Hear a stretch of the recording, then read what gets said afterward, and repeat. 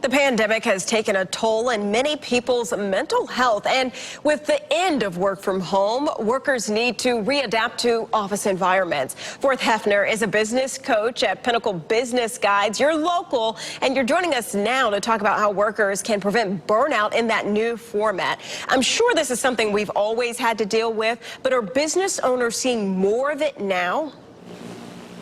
Yeah, absolutely. Thanks for having me on. It's about 38 to 41% of currently employed people are looking to make a change. 4 million alone quit in April, and a third say that they'll look for something else if they're not provided either work from home or flex opportunities.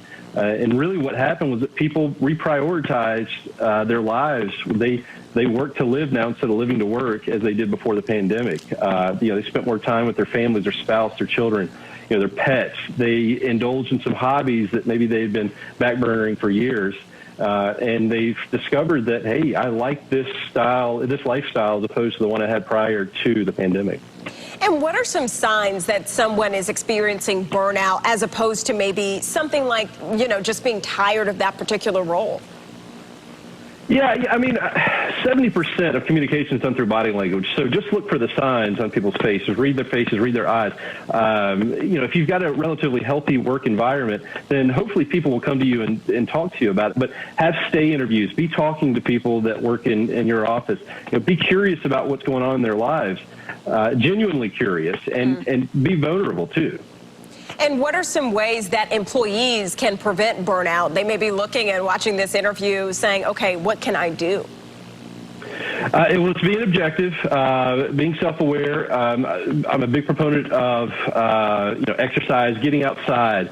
I have a baby, and she can be just all in a tiff. If I take her outside, her mood automatically changes. So I really think that has a big impact on our bodies and our personal and mental health. That's very interesting, something that we can learn from babies. And then how can companies help employees specifically in that transition from working from home back into that office environment?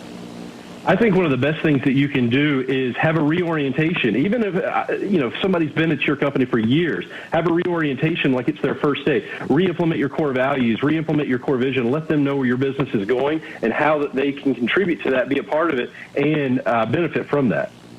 And with you being local here, are we seeing any in particular increases as a state across North Carolina or certain regions of the country seeing any additional increases? I'm sure there are pockets out there. Stress is a little bit higher in urban areas in general, but as a blanket statement, it's not.